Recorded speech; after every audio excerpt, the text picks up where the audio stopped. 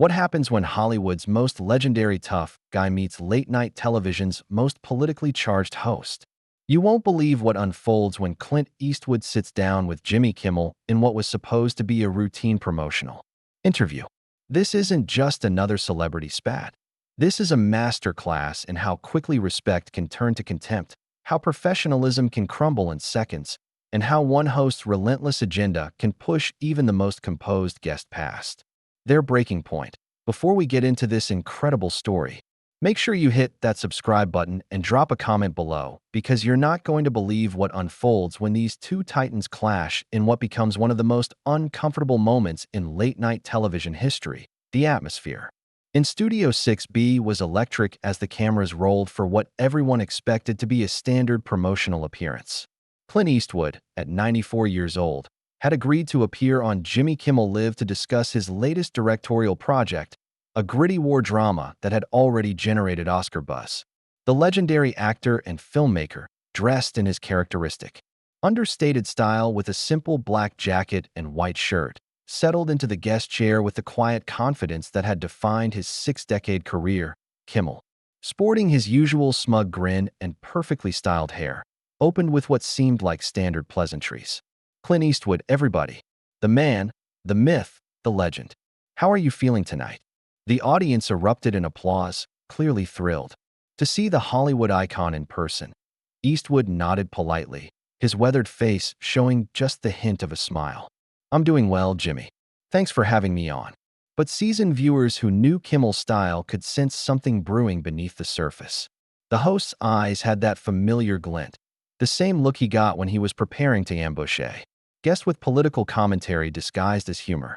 Eastwood, however, seemed genuinely focused on discussing his craft, launching into an articulate explanation of his filmmaking process and the historical research that went into his latest project. "You know, Jimmy, this story needed to be told. These were real men who sacrificed everything for their country, and I felt a responsibility to honor their memory accurately." Eastwood's voice carried the gravitas that had made him one of cinema's most respected figures. Kimmel nodded along, but anyone watching closely could see his impatience growing. His fingers drummed against his desk, and his smile became increasingly forced as Eastwood continued discussing the technical aspects of cinematography and his collaborative process with the cast. This wasn't the direction Kimmel wanted the conversation to go, and his growing agitation was becoming obvious to everyone except perhaps Eastwood himself. "That's fascinating, really," Kimmel interrupted, his tone already shifting from respectful to condescending. "But I have to ask, and I think our audience is curious about this too. How do you reconcile making these patriotic war films with some of your political positions over the years?" The question hung in the air like a loaded weapon. Eastwood's expression didn't change, but there was a subtle tightening around his eyes that suggested he recognized where this was heading. "I'm not sure I understand what you're getting at, Jimmy. I make films about stories that interest me. Politics doesn't really enter into the creative process." "Oh, come on now," Kimmel pressed, leaning forward with that practiced look of fake concern. "You famously spoke to an empty chair at the Republican National Convention. You've been pretty vocal about your conservative views. Don't you think that influences how you approach these military stories?" The audience began to shift, uncomfortably in their seats. This wasn't the light-hearted celebrity banter they'd expected. Eastwood straightened slightly, his legendary composure still intact, but clearly being tested. "I think you're conflating two different things here. My personal political views, whatever they may be, don't dictate how I approach telling a story about human courage and sacrifice." Kimmel's laugh had an edge to it now. "But surely you understand how some people might see it as propaganda? I mean, you're literally making movies that glorify American military actions while supporting politicians who want to expand military spending and involvement overseas." "That's not accurate, and I think you know it," Eastwood replied, his voice remaining steady but carrying a warning tone that anyone familiar with his films would recognize. "I've made films that show the complexity and cost of war, not glorified it. If you'd actually watched them instead of reading headlines, you might understand that." The insult landed like a slap. Kimmel's practiced smile faltered for just a moment, replaced by a flash of genuine anger. The audience was dead silent now, sensing they were witnessing something unprecedented. This wasn't the usual back and forth between host and guest. This was a real confrontation brewing between two men who clearly had no respect for each other. "Well, I have watched your films, Clint," Kimmel shot back, his voice dripping with sarcasm. "And what I see is a filmmaker who's made a career out of tough guy fantasies while hiding behind this whole just telling stories defense when anyone questions the message." Eastwood's jaw tightened almost imperceptibly. For decades, he dealt with critics and journalists who tried to reduce his complex body of work to simple political statements. But something about Kimmel's approach, the smugness, the dismissiveness, the complete lack of professionalism, was clearly getting under his skin in a way that rarely happened. "I think you're confusing me with someone else," Eastwood said, his voice dropping to that familiar low growl that had intimidated countless screen villains. "I've never hidden behind anything in my life. Every film I've made has been exactly what I intended it to be, and if you can't see the nuance in examining difficult subjects like war, violence, and redemption, that says more about you than it does about me." The tension in the studio was becoming palpable. Kimmel's writers and producers were exchanging worried glances from the wings, clearly realizing this interview was spiraling far beyond their host's usual political grandstanding.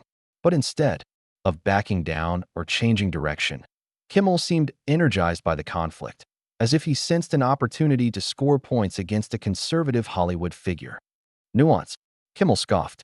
"Is that what we're calling it when you make movies about snipers and soldiers while supporting politicians who want to build walls and ban Muslims?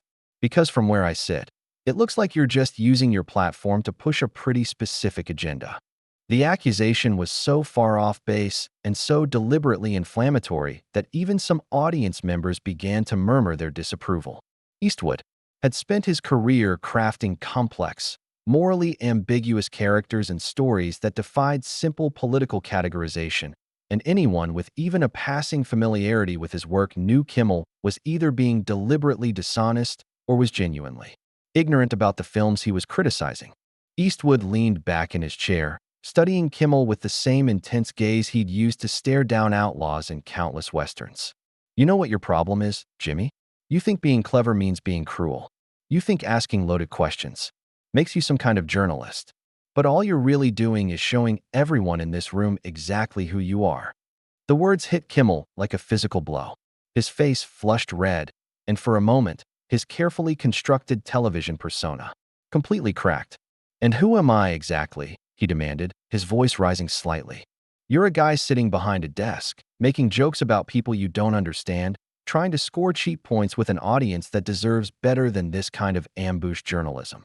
Eastwood replied, his voice never rising but somehow filling the entire studio with its quiet authority. The confrontation had reached a tipping point, and everyone in the room could feel it. What had started as a routine promotional interview had devolved into something much more serious. A clash between two completely different philosophies about respect, professionalism, and the responsibility that comes with having a platform. And based on the fire now burning in both men's eyes, this was far from over. The silence that followed Eastwood's devastating assessment stretched for what felt like an eternity, but was probably only seconds. The studio audience, typically programmed to laugh and applaud on cue, sat frozen in their seats, unsure how to react to this unprecedented breakdown in late-night decorum.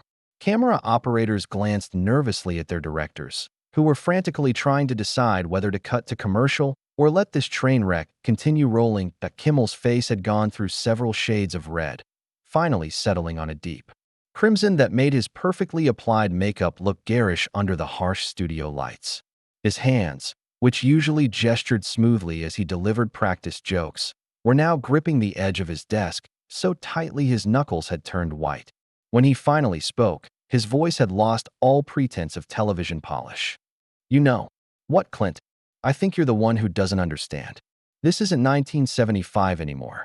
You can't just make these sweeping moral pronouncements and expect everyone to bow down because you're some Hollywood legend. Times have changed, and maybe it's time you changed with them." The condescension in Kimmel's voice was so thick it was almost tangible. Several audience members actually gasped audibly at the sheer disrespect being shown to one of cinema's most revered figures. But Eastwood didn't flinch. If anything, Kimmel's attack seemed to have the opposite effect. rather than intimidating the legendary actor. It appeared to have awakened something primal and dangerous. Changed, Eastwood repeated slowly, his voice carrying that measured cadence that had made phrases like, "Go ahead, make my day" iconic. You think respect is something that goes out of style? You think professionalism is some outdated concept that doesn't apply to you because you've got a television show? Kimmel laughed, but it was a harsh, bitter sound that had nothing to do with humor. Professional? You want to talk about professional? You're the guy who talked to an empty chair on national television. You're the guy who makes movies where problems get solved with violence and then acts surprised when people call you out on it. The attack was so personal and so far removed from anything resembling legitimate criticism that even Kimmel's own band members were shifting uncomfortably behind their instruments. This had gone way beyond political disagreement or even heated debate. This was character assassination disguised as an interview. Eastwood stood up slowly from his chair, his full height and presence suddenly dominating the studio in a way that made everyone else seem small by comparison.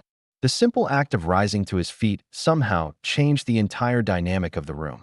This wasn't just a guest anymore. This was a man who had commanded respect on movie sets, in boardrooms, and in every other arena of his long career, and he wasn't about to be diminished by a talk show host with an agenda. "Let me tell you something about that chair, Jimmy," Eastwood said, his voice cutting through the studio like a blade.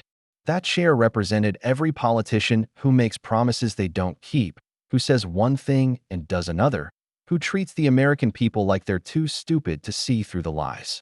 And right now, looking at you, I'm thinking that chair might have been too generous a metaphor. The comeback was so perfectly delivered and so devastatingly accurate that several audience members actually applauded before catching themselves. Kimmel's face went through another color change, this time settling on a pale shade that suggested he was finally beginning to understand he picked a fight with someone completely out of his league, but instead of backing down or trying to salvage the situation with humor, Kimmel doubled down on his attack with the desperation of a man who realized he was losing badly and had nothing left to lose. "Oh, that's rich coming from you," Kimmel snarled, abandoning any pretense of hosting and revealing the petty, mean-spirited person beneath the television personality. "You want to talk about lies? How about the lie that you're some kind of American hero when you never even served in the military? How about the lie that your movies are about anything deeper than selling tickets to people who want to see problems solved with guns?" The accusation hung in the air like poison gas. It was so outrageously unfair and factually wrong that several people in the audience actually booed, a sound virtually unheard of during a talk show taping. Eastwood had never claimed to be a military hero, had always been honest about his service record, and had consistently made films that explored the psychological and moral costs of violence rather than glorifying it. But more than that, Kimmel had crossed a line that separated legitimate criticism from personal attack, professional disagreement from character assassination. He had moved from questioning Eastwood's work to questioning his integrity as a human being, and everyone in the room could see that he had finally pushed the Hollywood legend past his considerable breaking point. Eastwood's eyes narrowed to slits, and when he spoke, his voice carried a menace that made his most intimidating screen performances look tame by comparison. "You want to question my service record? You want to call me a liar on your little television show? Then let's talk about what real service looks like, Jimmy. Let's talk about what it means to actually contribute something meaningful to the world instead of just sitting behind a desk, making jokes about your betters." The phrase "your betters" landed like a nuclear bomb.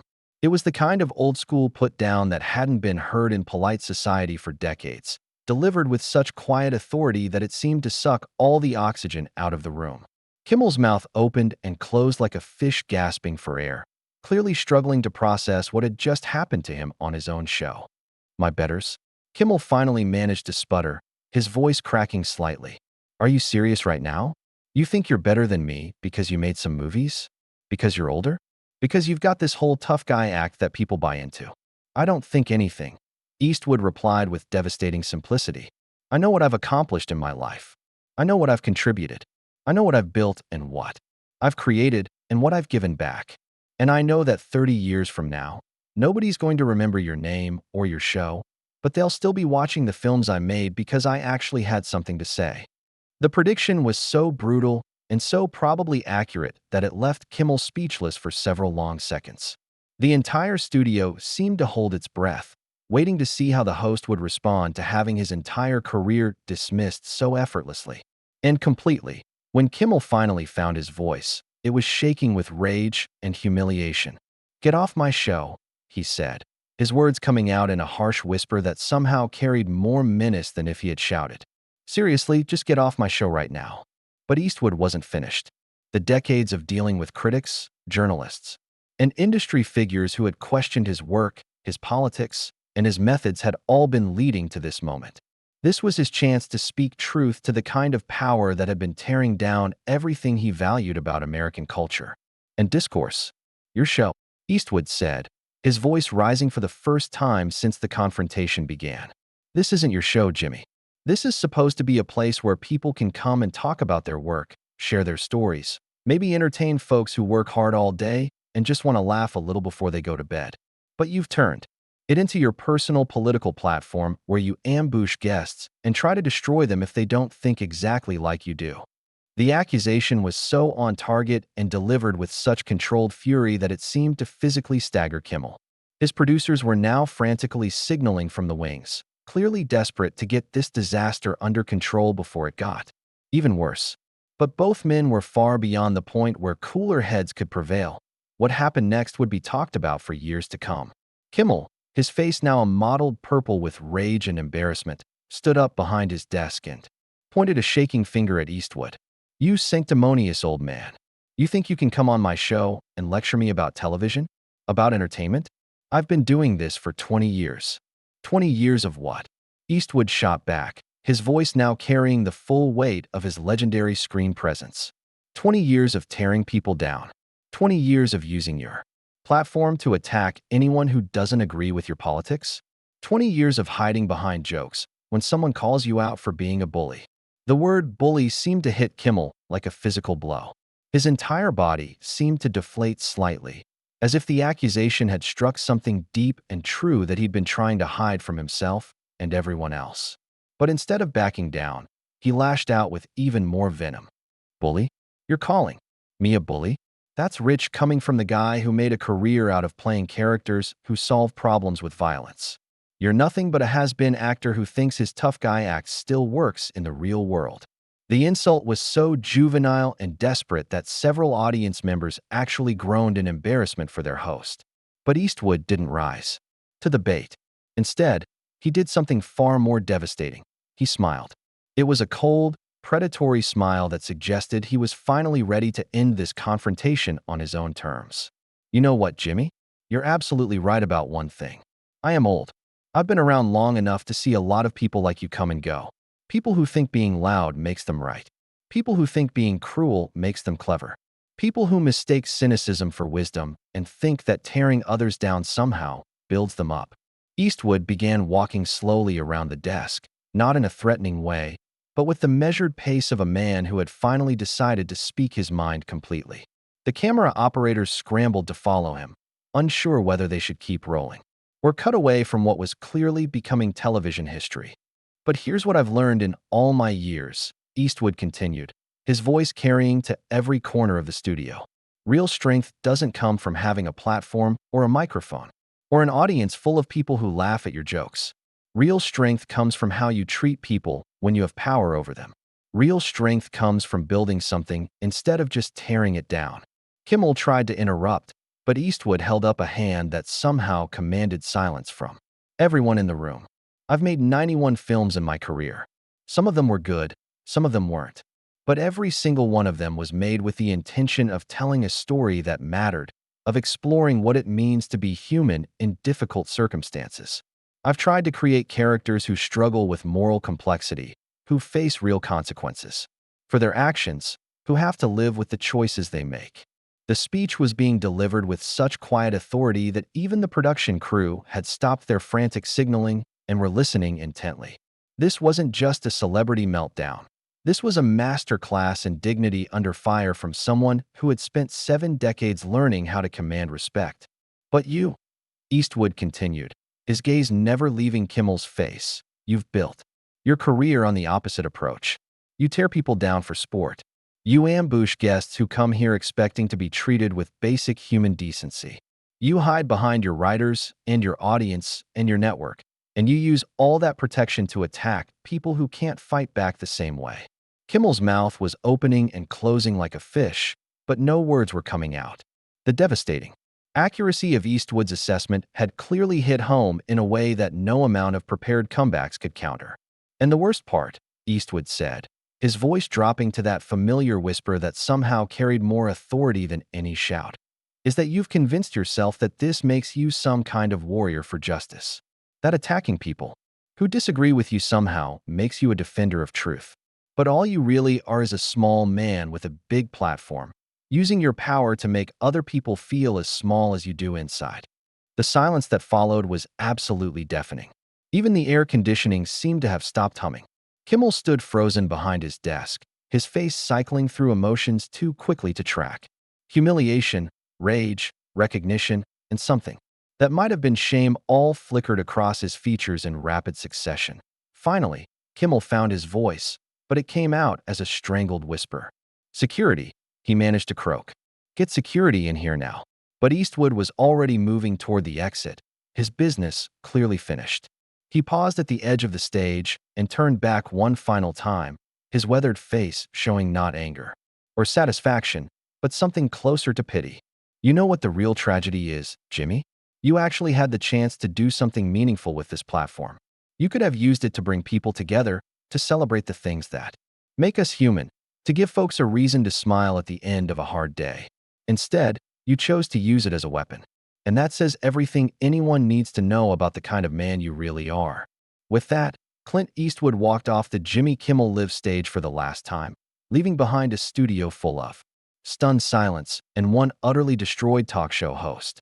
The cameras kept rolling for several more seconds, capturing Kimmel's face as he stood alone behind his desk, the weight of what had just happened finally beginning to sink in. When the show finally cut to commercial, the damage was already done. Within minutes, cell phone footage of the confrontation was flooding social media.